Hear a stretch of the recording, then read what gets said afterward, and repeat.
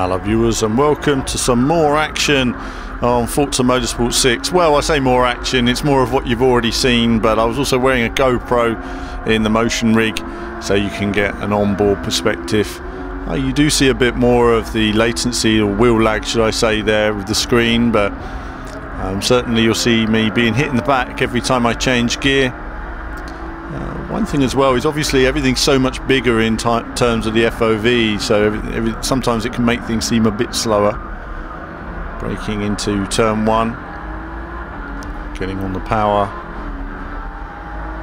and working my way into the tunnel. You know, I've talked a bit about the handling, and I think that some of it sort of come across in terms of the video. It's something you guys can debate, but I am going to make another handling video just to get my thoughts across, really. It's one thing saying if you like something or you don't, but it's sometimes I like to give a few pointers, and I hope that the developers pick up on that and do a little bit of testing with it as well. You know, it's funny, but I remember somebody said to me recently, you know, if there are 10 people that play a game and one of them doesn't, you know, has a problem with that game, that's only one person. The other 10 say, well, 9 are okay, but that one person could represent 100,000 of a million people that buy it, so you end up with 100,000 people that struggle with it in that way. So sometimes things that don't always affect everyone can be important, and obviously I think where wheels are concerned, it's a growing market, and I think it's important that the games companies do get it right. Bumpy downhill section.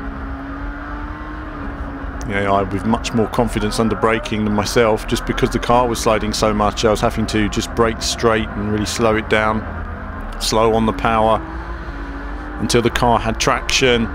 Then I'm on the power down the hill again and braking very early, just because I wanted to make this a clean section rather than, and you could see when I tried to push a little bit on the Sebring video, the car just wasn't having it. So admittedly these are all different cars in these videos, and there's a big difference as well. I will say, when you start to turn off different assists, trying different things, it rapidly gets more difficult. As I say, this is just a 1 lap demo. Of course, you know, if there are issues with tyre temperature, then obviously you're not going to generate that temperature in 1 lap. So not without, you know, braking too heavily and sliding off basically. So we just want to keep it nice and clean, round on the inside. More laps required there. Of course, the wet weather we've seen already, and it felt pretty good in the rig. The rig, of course, is a VRX motion rig.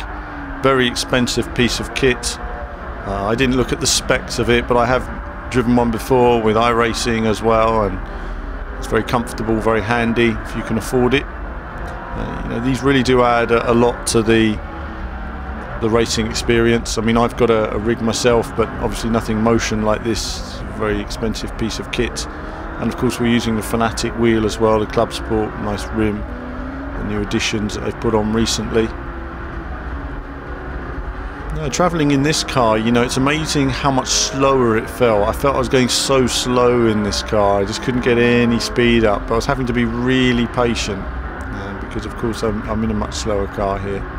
It was highlighted in one of the comments, you know, what would it be like in the LMP cars going around in these conditions? Well, I think that's going to be interesting. Of course, as I say, because the weather, as people have noticed, is pre-baked, as it were, it's in there. I think for the experts, when they learn the line to every wet track, it's just the same line every lap. Then it may as well be, it doesn't really matter what the weather is. You're just going to know, you lift here, you go that side, you lift there, so on. And really, it's just the challenge I always find is in the changing weather conditions, because you'll come round and is there more grip or is there less grip? You just don't know. You know, how deep is that puddle this lap, and can you go through at the same speed next lap? You know, that's where the challenge comes in. You know, you'll go through a puddle and you'll say, yep, no probs, I can take that flat, come around the next lap and do the same thing, and you're flying off into the barrier because the conditions have altered.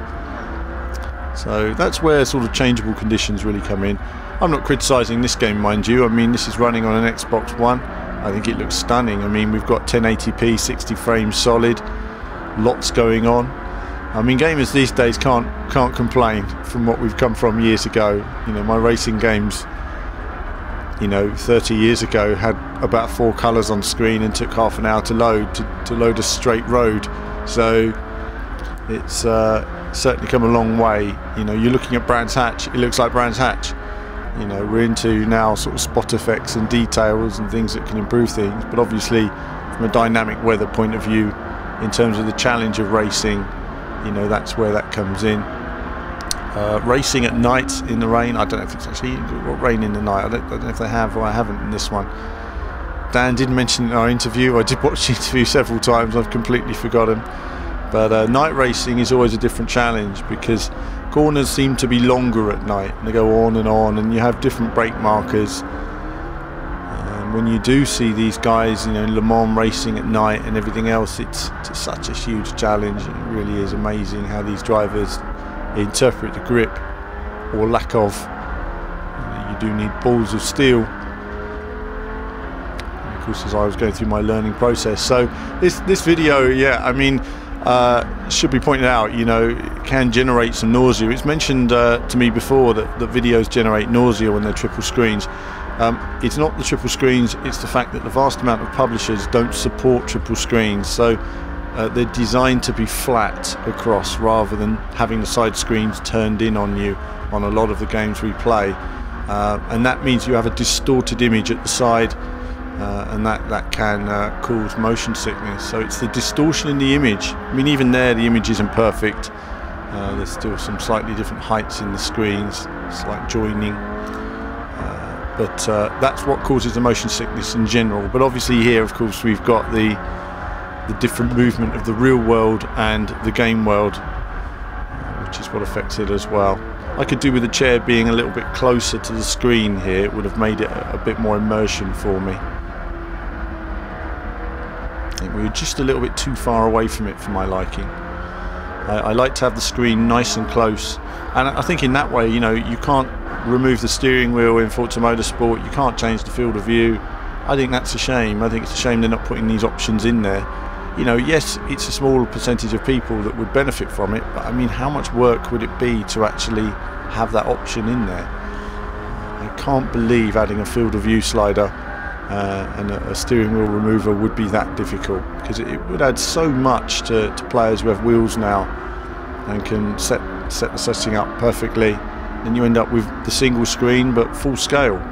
Brilliant, makes such a huge difference.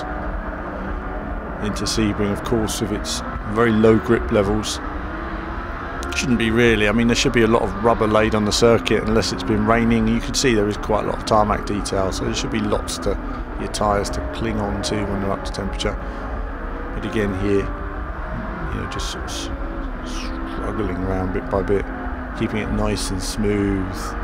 Constant sliding of the tyres all the way.